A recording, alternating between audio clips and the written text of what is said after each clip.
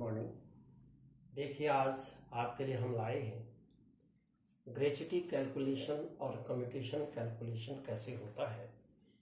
कोई government officer यानी सरकारी कर्मचारी जब रिटायरमेंट लेता है तो ओल्ड पेंशन स्कीम के आधार पर उसको ये दोनों चीज़ें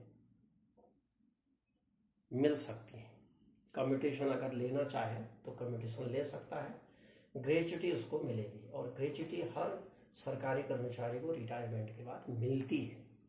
तो ध्यान दीजिएगा, अब ग्रेच्युटी का कैलकुलेशन कैसे किया जाता है इसके लिए जो फॉर्मूला है, फॉर्मूला देखिए, बेसिक पे प्लस डीए, बेसिक पे में डीए ऐड कर देंगे into total service in half years, उसकी जितनी भी सर्विस है उसको हाफ ईयर बना लेंगे, अपॉन 4 कर देंगे। अब इसको एग्जाम्पल से समझते हैं। देखिए 31 मार्च 2024 को सपोज कोई ऑफिसर या सरकारी कर्मचारी रिटायरमेंट लेता है तो उसका बेसिक पे कितना है, 80,000 रुपया। सपोज उस डेट को 80,000 रुपया था तो इसका डीए 50% के आधार पर इसका ठीक आधा यानी 40,000 हो गया और टोटल सर्विस सपोज उसकी 30 इयर्स है तो उसके हाफ ईयर्स हो गए 60। तो अब कैलकुलेशन देखिए, इस फॉर्मूले में इस वैल्यू को पुट करते हैं।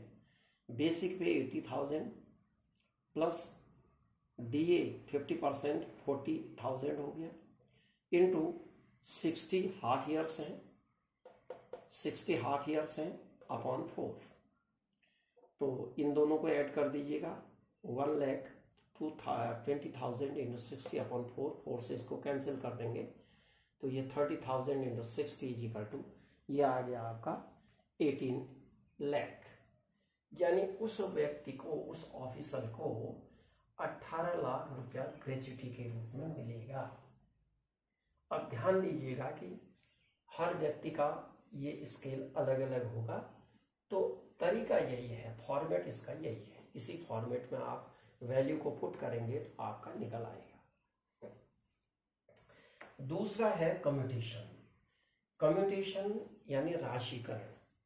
राशिकरण कोई लेना चाहता है, कोई नहीं लेना चाहता है, और मैक्सिमम जो राशिकरण दे है वो पेंशन का 40% है। उससे कम आप जितना आपकी मर्जी है ले सकते हैं, 10%, 15%, 20%, जो आप चाहते हैं ले सकते हैं, और नहीं लेना चाहते हैं तो नहीं ले सकते, कोई जरूरी नहीं है। लेकिन जो लेता है मैक्सिमम 40% सपोज लेता है तो उसको कितना राशिकरण यानी इस फॉर्मूले के आधार पर कितना मिलेगा ये देखते हैं। तो फॉर्मूला है pension into 40% into commutation factor into 12 यानी 12 वर्ष के लिए उसको दिया जाता है। 12 वर्ष तक जो है दिया जाएगा और 15 वर्ष में वसूली होती है, 15 वर्ष तक। ये ध्यान रखेंगे, अभी बताएंगे इसको। तो इसका एग्जांपल देखिए, एज ऑन रिटायरमेंट एज 60, माना उस व्यक्ति की रिटायरमेंट एज 60 यानी 60 वर्ष में रिटायर हो रहा है, तो उसका जो फैक्टर होगा, कम्यूटेशन फैक्टर होगा, वो 61 के लाइन में देखेंगे।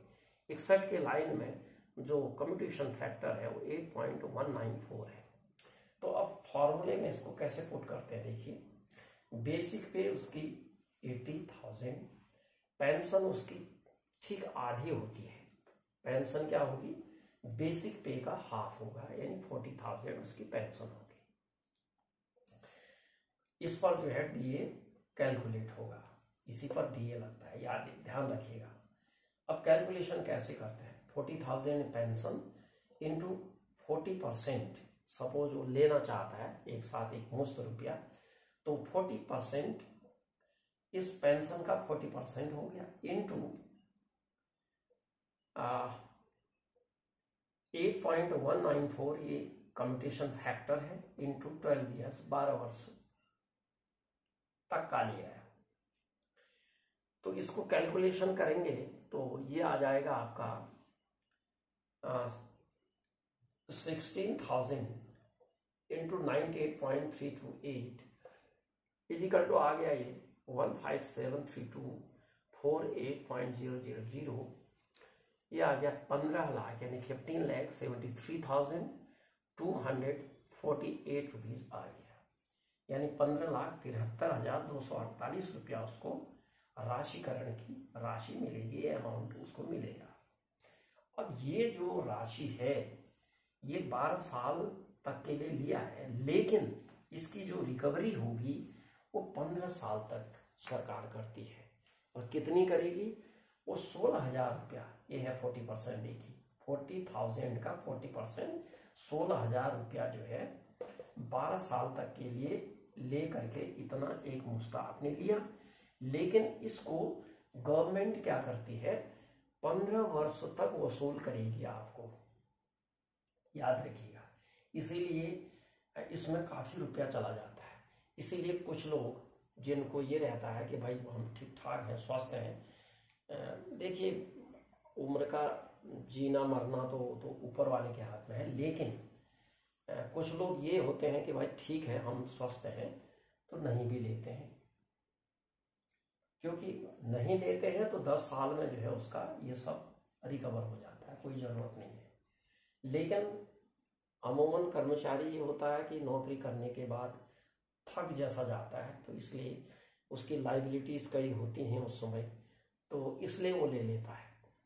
एक मुश्त पैसा मिलता है, कहीं मकान में लगा दिया, कहीं बच्चों की शादी करनी है या पढ़ाई करनी है, कुछों की लाइबिलिटीज़ ये भी रहती हैं, तो उन चीज़ों में वो खर्च करता है, तो इसलिए एक मुश्त ज़्यादातर लोग ले लेते हैं। तो ध्यान दीजिएगा। अब उसकी पेंशन कितनी बनेगी, ध्यान रखें, पेंशन बनेगी कितनी उस आदमी की?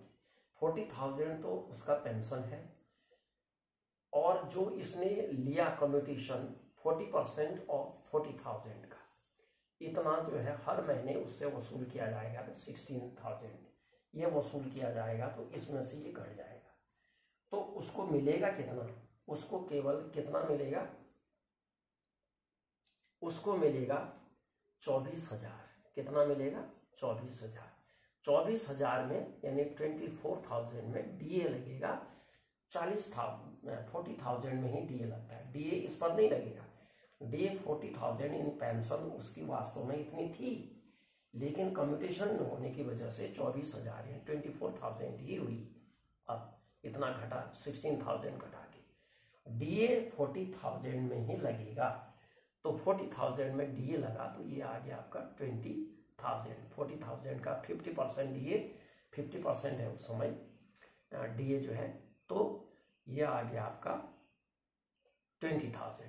तो 24,000 प्लस 20,000 इज इक्वल टू 24, यानी 44,000 उसको पेंशन हर महीने मिलेगी।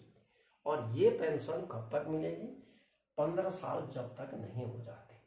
15 साल कंप्लीट होने के बाद उसको फिर फुल वो जो रिकवरी है 16,000 की वो हट जाएगी, पूरा 40,000 मिलेगा, और 40,000 प्लस 40,000 का ही डीए जो परसेंट उस समय होगा वो उसकी पेंशन यानी मिल जाएगी। तो डियर फ्रेंड्स, ये था ग्रेच्युटी कैलकुलेशन और कम्यूटेशन कैलकुलेशन। इसमें कोई क्वेरी करनी है, कोई क्वेश्चन आपके जेहन में आता है तो आप कर सकते हैं। इसके बाद इसमें बहुत चीज़ें हैं कर्मचारियों के लिए।